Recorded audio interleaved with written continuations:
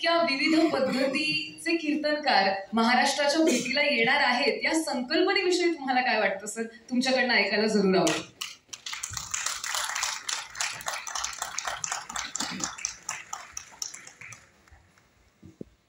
बोला पुंडलिक वरदा हरे विठ्ठल श्री ज्ञानदेव तुकाराम पंढरीनाथ भगवान की जय. माऊली ज्ञानेश्वर महाराज की जय. जगद्गुरु तुकाराम महाराज की जय. भारत माता की जय. गो माता की जय. गंगा माता की जय. छत्रपती शिवाजी महाराज की जय. धर्मवीर छत्रपती संभाजी महाराज की जय. मला अतिशय आनंद आहे की सोनी मराठी वाहिनीने कोण होणार महाराष्ट्राचा लाडका कीर्तनकार ही अतिशय अभिनव अशा प्रकारची संकल्पना या ठिकाणी मांडलेली आहे.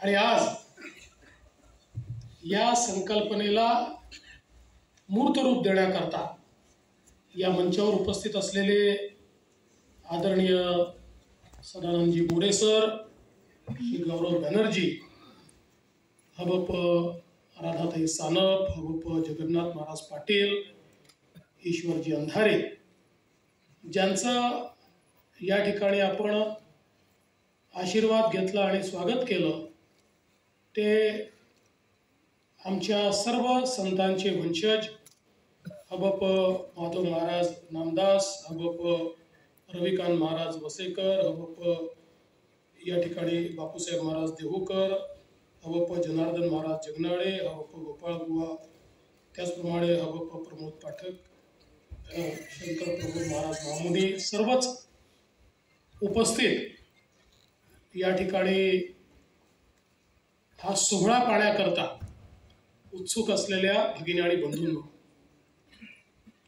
3-4 दिवसापूर्वी मी एका वाहिनीवर गेलो होतो आणि त्या ठिकाणी मला प्रश्न विचारला, तुमचा लाडका मंत्री कोण? त्यावेळी मी त्यांना सांगितलं, मी लवकरच एक स्पर्धा सुरू करतोय आणि त्या स्पर्धेत जो विजेता होईल तो लाडका मंत्री होईल. पण मला त्यावेळी ही कल्पना देखील नव्हती की इतका सुंदर कार्यक्रम सोनीने आयोजित केलेला आहे. कोण होणार महाराष्ट्राचा लाडका कीर्तनकार? कीर्तन ही आपली अतिशय जुनी परंपरा आहे आणि आमच्या कीर्तनकारांनी आपल्या कीर्तनातून, निरूपणातून, आपल्या अभंगातून, आपल्या गायनातून जे विचार समाजामध्ये पोचवले, जे समाज प्रबोधन केलं, ते खऱ्या अर्थानं अतिशय अवर्णनीय अशा प्रकारचं आहे. आणि मला या गोष्टीचा आनंद आहे. अनेक वेळा लोकांना प्रश्न पडायचा की जग इतक्या झपाट्यानं पुढे चाललेलं आहे, आमची ही परंपरा जिवंत राहील का? पण ज्यावेळेस मी अतिशय तरुण अशा प्रकारचे कीर्तनकार पाहतो, त्यावेळी मला निश्चितपणे ही खात्री वाटते की ही परंपरा आमच्या सनातन परंपरेसारखी सनातन परंपरा आहे, जी कधीच संपू शकत नाही, जिचा कधीच नाश होऊ शकत नाही, अशा प्रकारची परंपरा आहे. खरं म्हणजे ज्ञानोबा तुकोबा म्हटल्यानंतर आम्हाला सगळ्यांना ज्या प्रकारचा भक्तिभाव तयार होतो, त्यातूनच ही परंपरा खऱ्या अर्थानं सुरू झाली आहे.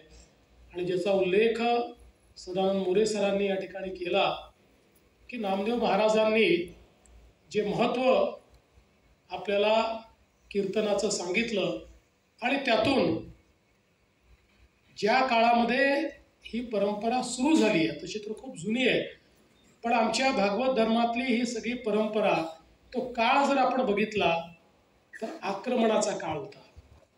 मोठ्या प्रमाणात परकीय आक्रमक आमच्या श्रद्धास्थानांना उद्ध्वस्त करत होते, आम्हाला गुलामीत आणत होते, आमच्यावर अत्याचार करत होते. अशाही परिस्थितीमध्ये आमच्या संतांनी आपल्या वारकरी परंपरेतून, आपल्या कीर्तनातून, विचारातून प्रचंड लोकप्रबोधन केलं आणि सामान्य माणसाला त्या ठिकाणी या भक्ती परंपरेशी जोडून कोणत्याही परिस्थितीमध्ये तो निराश होणार नाही, तर त्याच्यामध्ये जगण्याची आणि लढण्याची वृत्ती राहील अशा प्रकारचा प्रयत्न केला. आणि म्हणूनच आपण जर बघितलं तर या संपूर्ण परंपरेशी सर्व प्रकारचे लोक जोडले गेले. 18 पगड जातीचे लोक, महिला, ज्यांना दुर्दैवाने त्या काळामध्ये शूद्र समजलं गेलं, तेही या परंपरेशी जोडले गेले. आणि विठ्ठलाच्या या मांदियाळीमध्ये कोणाची जात नाही, पात नाही, धर्म नाही, भाषा नाही, काही नाही. आपण सगळे वैष्णव एक आहोत, आपण सगळे विठ्ठलाचे भक्त आहोत, अशा प्रकारची एक भावना तयार करण्याचं काम हे आमच्या या संपूर्ण कीर्तनकारांनी केलं. आणि म्हणूनच मला असं वाटतं की तीच परंपरा छत्रपती शिवरायांनी वीरतेमध्ये परिवर्तित केली. आणि याच 18 पगड जातीच्या लोकांना, जे वारकरी देखील होते, जे माळकरी देखील होते, जे टाळकरी देखील होते, जे शेतकरी देखील होते, जे 12 बलुतेदार होते, जे अलुतेदार होते, अशा सगळ्यांना एकत्रित करून त्यांच्यातलं पौरुष जागृत करून देव, देश आणि धर्माकरता त्यांना आव्हान करून स्वराज्याची स्थापना केली. या स्वराज्याच्या स्थापनेमध्येही या संत शक्तीचा, या कीर्तन शक्तीचा, या प्रबोधनाचा एक प्रचंड मोठा वाटा आपल्याला पाहायला मिळतो. आणि म्हणूनच ही परंपरा एक प्रकारे आमचा अमूल्य अशा प्रकारचा ठेवा आहे की जो ठेवा आम्हाला कुठल्याही परिस्थितीमध्ये त्या ठिकाणी पुढच्या पिढ्यांपर्यंत नेलाच पाहिजे. या परंपरेचं सगळ्यात मोठं महात्म्य काय आहे, तर या परंपरेत कीर्तन करणाऱ्या कीर्तनकाराकडे जगाचं ज्ञान आहे, वैश्विक विचार आहे. पण तो वैश्विक विचार सांगत असताना इतक्या साध्या भाषेमध्ये तो सांगितला जातो की सामान्यातल्या सामान्य माणसाला तो वैश्विक विचार समजतो देखील आणि तो पटतो देखील. आता नुकतंच ज्यावेळेस अमेरिकेच्या निवडणुका झाल्या आणि ट्रम्प साहेब निवडून आले, त्यावेळी काही संस्थांनी त्या निवडणुकीकरता सर्वेक्षण केलं. आणि त्यातली जी सगळ्यात सफल संस्था होती, त्या संस्थेने सर्वेक्षणाच्या वेळी अमेरिकेमध्ये सगळ्यात महत्त्वाचे काय मुद्दे आहेत, लोकांना कुठला मुद्दा हा सर्वाधिक महत्त्वाचा वाटतो, असं ज्यावेळेस विचारलं, त्यावेळेस 36% लोकांनी, सर्वाधिक 36% लोकांनी सांगितलं मेंटल हेल्थ हा आमच्याकरता सगळ्यात महत्त्वाचा मुद्दा आहे. म्हणजे इतर कुठलाही मुद्दा नाही, तर मेंटल हेल्थ हा मुद्दा आहे. हा मेंटल हेल्थचा जो मुद्दा आहे तो अमेरिकेमध्ये या करता आहे की त्या ठिकाणी कीर्तनकारही नाहीत आणि कीर्तनाची सोय देखील नाही.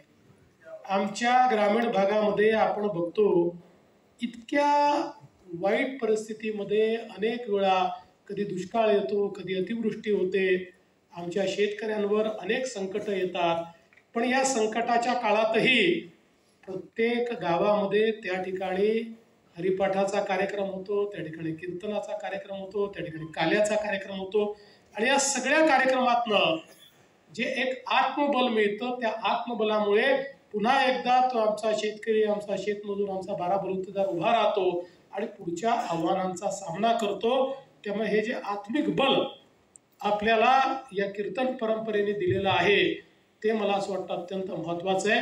आणि म्हणूनच मी सोनीचं मनापासून अभिनंदन करेन की हा विचार आपल्या मनामध्ये आला की वारकरी संप्रदायामध्ये आणि कीर्तनकारांच्या या संपूर्ण संप्रदायामध्ये कोण बनेल, होणार महाराष्ट्राचा लाडका कीर्तनकार, हा रिएलिटी शो करायचा.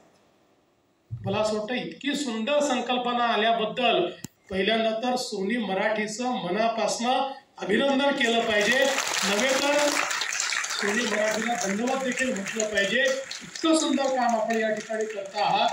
आणि अलीकडच्या काळामध्ये आपल्याला कल्पना आहे की माध्यमं बदलत आहेत आणि ज्याला आपण कम्युनिकेशन म्हणतो त्याच्यामध्ये सोनीसारखे जे प्लॅटफॉर्म आहेत याची खूप महत्त्वाची भूमिका आहे. आपण असं म्हणतो की जगामध्ये शेपिंग ऑफ नरेटिव्स हा एक अत्यंत महत्त्वाचा मुद्दा आहे. विमर्श काय आहे, विमर्श नरेटिव्ह काय आहे हे तयार करण्याचं काम या प्लॅटफॉर्मच्या माध्यमातून होतं. आणि मग त्या ठिकाणी जर कीर्तनाचा विमर्श तयार होत असेल, कीर्तनाचा नरेटिव्ह तयार होत असेल, तर या भारत देशाकरता आणि या महाराष्ट्राकरता यापेक्षा सुंदर अजून काय असू शकतं. आणि म्हणून हा सुंदर कार्यक्रम या ठिकाणी आयोजित केला आणि त्याची एक झलक आपण बघितली. खरं म्हणजे इतके छान अशा प्रकारचे लोक त्या ठिकाणी आले, कीर्तनकार आमचे आले, तरुण आले, युवा आले, अडचणीतले आले आणि त्यांनी त्या ठिकाणी कीर्तन देखील केलं, आपल्या जीवनातल्या काही गोष्टी देखील सांगितल्या आणि परीक्षकांनी देखील मला असं वाटतं की त्यांना सामावून घेतलं. हे जे एकरूप होणं आहे ते एकरूप होणं खरं म्हणजे आपल्या वारकरी संप्रदायामध्ये खूप चांगलं आहे की प्रत्येक जण एकमेकाला माऊलीच म्हणतो, कारण प्रत्येकाला एकमेकात माऊलीच दिसते. तशा प्रकारची एकरूपता आपल्याला या कार्यक्रमामध्ये देखील या ठिकाणी पाहायला मिळाली. आणि म्हणून पुन्हा एकदा या संपूर्ण कार्यक्रमाशी संबंधित जी टीम असेल, ज्या ज्या लोकांनी याच्यामध्ये प्रयत्न केलाय त्या सगळ्यांचे मी मनापासून आभार मानतो. आणि या कार्यक्रमाच्या निमित्ताने संतांची परंपरा चालवणाऱ्या त्यांची जी काही नवीन पिढी आहे त्या पिढीतल्या जे काही वारसदार आहेत त्या वारसांचा सत्कार करण्याची संधी ही आपण मला दिली, त्याबद्दल मी आपले मनापासून आभार मानतो आणि माझं बोलणं संपवतो. धन्यवाद. जय हिंद, जय महाराष्ट्र, रामकृष्ण हरी. खूप खूप धन्यवाद देवेंद्रजी. कीर्तनातल्या सहजतेचं सौंदर्य आणि तुमचे शब्द नक्कीच आम्हाला पाठबळ देणारे आणि इच्छिते त्यासोबत